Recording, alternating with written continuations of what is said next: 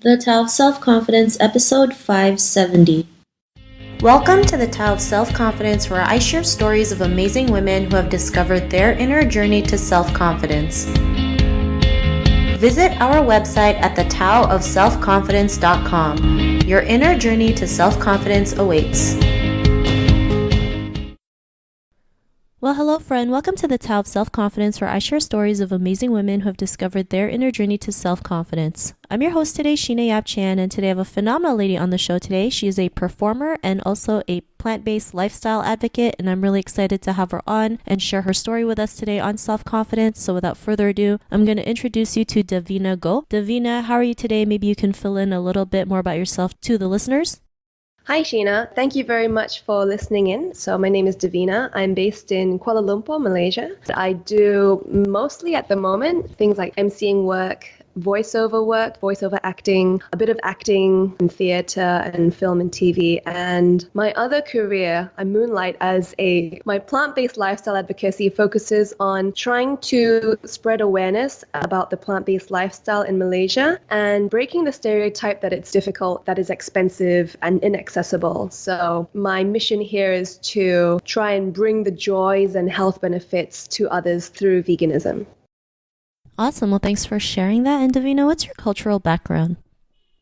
My cultural background is a little bit more diverse than the average Malaysian. I was born in Singapore in 1982, and then after my brother was born, a few years later, the family moved to Australia and spent my formative years there from 4 to 10 years old. And my parents decided to bring all 4 children back to Malaysia to, I suppose, get the best of both worlds. So we received our childhood in Australia and we pursued our high school and tertiary education here in Malaysia. So I'm quite a third culture kid. Awesome. Well, thanks for sharing that. And what would be your favorite self-confidence quote? I don't mean to blow my own horn, but I'm going to be choosing my own quote, which is actually on my vegan website. And it goes, "The road to self-love starts with a mindful meal." And I picked this quote because I find that it's closest to what I've experienced in my journey towards self-confidence. Being able to choose to be a vegan was one of the most empowering things I've ever done. And it was the first step towards discovering how I can take control of my life. And through my experience, through myself, and also by observing others around me, I think people show their personalities and the respect they have for themselves through the way they eat. So a lot of people around me tend to stress eat and indulge in junk food and fast food. They tend to do really crazy diets that doesn't really work for them but work for others, but they just really want to get to one particular goal that might not work for them health-wise. And I think when you make poor choices about what you eat, I think it manifests itself really easily through the way you feel, how your body ends up looking and feeling, and how it affects your mindset as well. So I think eating right and eating mindfully and a strong relationship with food and where it comes from, I think is one of the most accessible ways to learn more about yourself and how to love yourself. And in the process, take control of your happiness. Awesome. Well, thanks for that great quote. I also believe, you are what you eat, right? So yeah, when you eat right, you look and feel good, and it's also doing like that inner work and gives you a different mindset. So thanks for sharing that. And in your own words, how do you define self-confidence? My definition of self-confidence is allowing yourself to be limitless. I love the word limitless. I first heard it in a Lady Gaga interview a few years ago and it stuck. I'm like, yes, limitlessness is one of the best words to describe the goal that everyone should achieve. Like the goalless goal, like whenever you see a limit, you see how you can stretch it. So I find that my choices in life have been defined not by saying, oh, there's no way I can get there. Let me see if I can just turn around and do something else. Whenever I see something that I want, but it looks pretty much impossible, instead of saying, oh, there's no way I can do this, I ask myself, how do I get there? Like, what are the steps I will take even if it's, beg, borrowing, stealing, which I haven't done yet, thankfully. What are the ways I can get myself towards a goal that doesn't seem attainable? So my definition is just realizing that there are no barriers and just realizing that there's sacrifices come with the rewards and learning that failure is one of the biggest contributors to success. Thanks for sharing that great definition. And what was your life like before your discovery of self-confidence?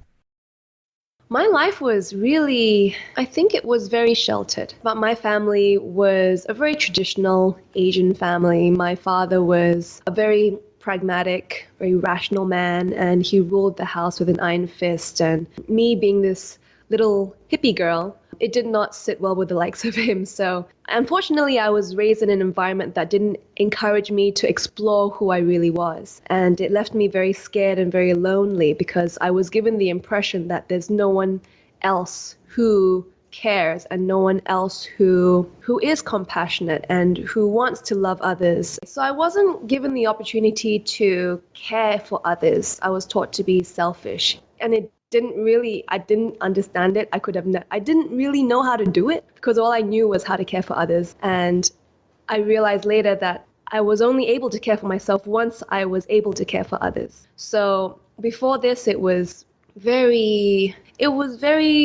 just felt very discouraging. Like there were so many reasons for me to want to give up, but something in me just didn't. I just didn't know any other way to be. Thanks for sharing that. And, upbringing is huge, right? Especially as an Asian woman, we've been programmed to, stay in the background, always make others happy, even if it means sacrificing your own happiness, never making any noise. And, what was that point in your life when you realized your worth and that you can go out there and be the person that you are today? What was that aha moment? The moment that changed everything was the day my dad left the family. He, I think, just realized that he was giving himself up a lot of himself in order to keep the family supported financially. And one day he just cracked and he just gave up and he left, which was at the time devastating. Like it was like whatever foundation that the family had was just blown to smithereens and there was just nothing but rubble, and the family had to find out in their own ways how to build up this house again. And in the process, I think everybody started again from ground zero about what they wanted in life and what made them happy, because I think it was the family started turning into some strange facade. There were a lot of problems that weren't being addressed. So my dad leaving the family was this, everything was just blown. It was just out in the open suddenly. So I think it was an opportunity for everybody in my family, to start saying, you know what, forget about what everyone is saying. There was a lot of people who felt that they had a right to, they had the right to opinion and advice about what we should have done next. But at the end of the day, I think we realized that we have to pursue what makes us happy and what makes us comfortable and what brings peace to ourselves, no matter what other people say. So that was the aha moment, not just for me, but for everybody else. For me, it was like, wow, the person in my life who said that I couldn't do anything I wanted to do is now gone. And like, wow, I suddenly had this huge weight off my chest. Like, wow, now is my limitless moment. What am I going to do with this?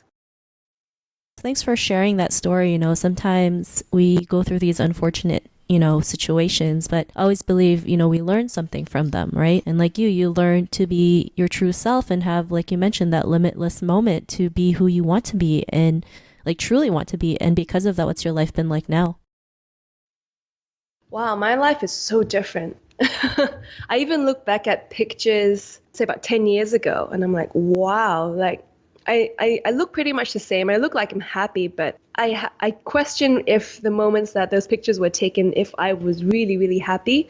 And in pictures right now, you can take a picture of me having the most glum face, but I think there's now an air of contentment. Yeah, I've really come a long way, and I finally am at a place where I've always wanted to be. I've never felt more happy. I've never felt more at peace with myself.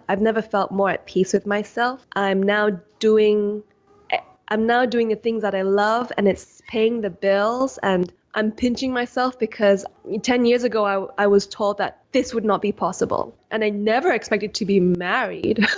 That was one of the most surprising things that happened in recent years. So what I have experienced since discovering what it's like to be confident is just a whole new world of freedom and not caring about what others think about me or others judging me for, being different or weird, which is what I always had when I was younger because I was told that I was weird, I was a black sheep. So yeah, right now I'm being my 110% true self, and I really would not trade this life for the world despite so many years of hardship. It's now so easy to see why I went through that. Thanks for sharing that. And to the woman who's listening to your episode, she may be in her own journey to self-confidence, what would be that one thing one tip you would give to her? My tip is to not focus so much on finding the right guy or girl or any other person out there to complete you. I think the very first relationship you need to establish and make strong is the relationship that you have with yourself. And I think that's what a lot of people lack these days. They tend to look on the outside to find themselves, to find fulfillment. And I think that's why a lot of relationships fail, because people don't even know who they are themselves, let alone, get to know somebody else. So my advice is to start with finding out what makes you happy and what doesn't make you happy, and learn through mistakes and honor the moments where you fail, when you fall, and it's not a bad thing. Because when I have leaned into discomfort, those were the moments where I learned so much more about myself than any other moment of happiness ever could. And I think it's important to not run away from discomfort, because those are the moments that will strengthen you whether you realize it or not. And if something resonates with you, if something, if there's a calling, regardless of whatever commitments you have in your life, I think it's important to just let that stick in whatever capacity you can let it stick and let it grow on you. There's this amazing quote that I saw online by Rain Dove. She's a model and she promotes gender fluidity. And she wrote, "Answering the call to authenticity is a sacred act." And I'm like, yes, girl. That is an amazing quote. And it is so true, because when you discover what it means to be true to yourself, that is the light bulb moment that everyone deserves. And that happens when you start being honest with yourself and pursuing that honesty with everything you've got. Thanks for sharing those great tips. And if our listeners wanted to get to know a little bit more about you and what you do, is there any links or social media profiles we can connect with?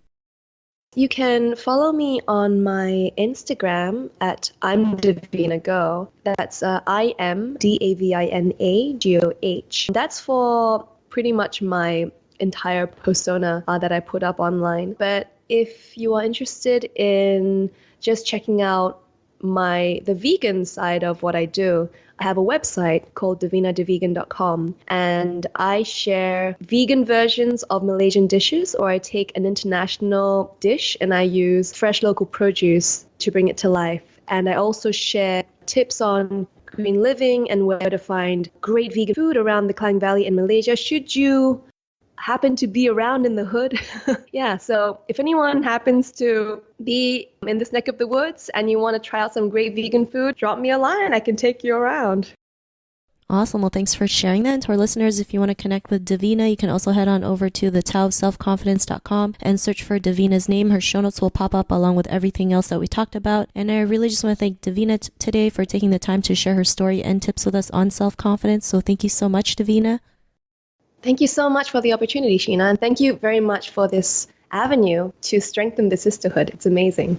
Not a problem. It was an honor having you on the show. And to our listeners, be on the lookout for another new episode of another amazing woman's journey to self-confidence, and we'll talk to you soon. Bye for now. Thank you for tuning in to another amazing episode of the Tao of Self-Confidence. Want to learn how you can use podcasting to market your business? Download your free report by visiting our website at thetaoofselfconfidence.com. Your inner journey to self-confidence awaits.